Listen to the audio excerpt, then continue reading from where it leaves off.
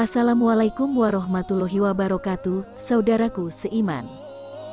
Selama bulan Ramadan, umat Islam diwajibkan menunaikan ibadah puasa sejak mulainya waktu subuh atau terbitnya fajar shadiq di ufuk timur, hingga matahari terbenam. Mereka yang sudah mukalaf atau memenuhi syarat untuk menjalankan kewajiban puasa di bulan Ramadan, diharuskan menjauhi segala hal yang membatalkan ibadah ini. Sejumlah hal yang bisa menyebabkan puasa Ramadan batal adalah memasukkan benda ke rongga tubuh dengan sengaja, seperti makan dan minum, berhubungan badan di waktu puasa, menstruasi, nifas, keluar air mani dengan sengaja yakni onani atau masturbasi, gila, murtad, dan sengaja muntah.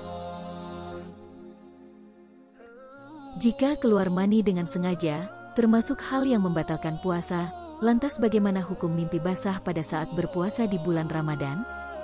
Apakah mimpi basah membatalkan puasa? Sebelum memahami hukum mimpi basah saat puasa Ramadan, perlu dimengerti terlebih dahulu definisi keluarnya sperma atau air mani dalam hukum Islam. Jika ditinjau dari ilmu fikih, terdapat dua jenis kondisi keluarnya air mani dari seorang laki-laki. Pertama, keluarnya air mani atau sperma karena tidak disengaja. Hal ini bisa terjadi karena beberapa penyebab, seperti mimpi basah atau menyaksikan sesuatu yang mengundang syahwat.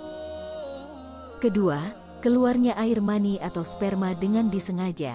Kondisi ini bisa dipicu oleh hubungan badan ataupun kegiatan lain semacam masturbasi atau istimna. Berdasarkan pendapat Abu Daud Sulaiman bin Al-Ash'ats As-Sijistani, dalam kitab puasa Sunan Abu Daud, mimpi basah tidak membatalkan puasa.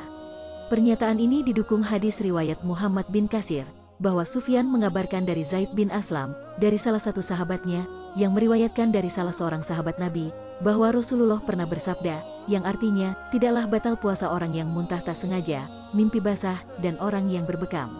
Hadis riwayat Abu.